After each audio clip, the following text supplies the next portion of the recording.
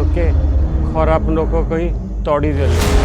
विश्वरूप cinematic arts तरफ निर्माण होइतिबा ओडिया क्षुद्र चलचित्र जीवन्यास गत 28 तारिख में कोलकाता ठारे होइतिबा षष्ठ India international star film award रे बेस्ट ओडिया फिल्म भाव पुरस्कृत होइछि।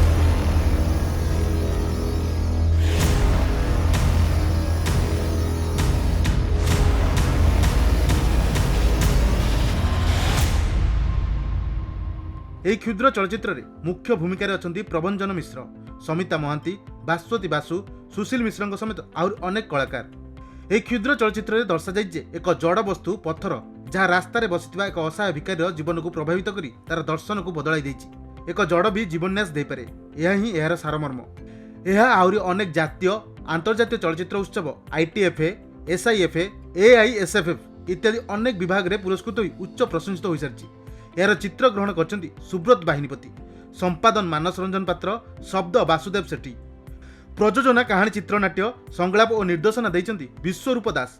खूब शीघ्र यार स्क्रीनिंग कराजियो बोली प्रयोजना संस्था पक्षरु कुहा जायछि।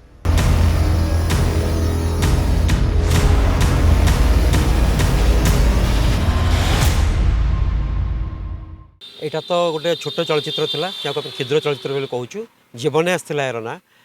गतकाली कोलकाता रे तांकर जो 6 international India international star film festival होता से बेस्ट ओडिया फिल्म पुरस्कृत होती एवं यही फिल्मटा आहरी अनेक आंतर्जातिक पुरस्कार पाई सारा बर्तमान सुधा पाखापाखि 35 ରୁ 40टा खंडे पाई सारी और यहीटा काली पाइला डकई कालकाटा को। तेणु यही सिनेमाटी एक छोट कहानी को लेकिन होता से कहानी यह था कि गोटे जड़ वस्तु मनीषर जीवन को केते बदली दे पारे, जो कि जहाँ को पत्थर गोटे जड़ वस्तु एवं सी जो चरित्र थिला सना भिखारी जी मुख्य चरित्र थिला तार चरित्र को तार जीवन दर्शन को सी बदली देला। एवं मोटामोटी आम कह गले मनीष जीवन में केवल आम भावुजे सब जीवित जिनस आमको बदल दिव आमको आम मूल्यवान, किंतु से देखा जाए गोटे जड़ जिनस गोटे जड़ भी मनीषर जीवन को बदली दे पारे। यहाँ हूँ संपूर्ण कहानी आप देखले जानीपारे। कहानीटा बहुत जल्दी आम स्क्रीनिंग करूँ, स्क्रीनिंग कले आप निश्चित देखिए, देखले जानीपारे कहानी विषय वस्तु विषय में। भुवनेश्वर कृष्णचंद्र नायक रिपोर्ट, खबर ओडिशा।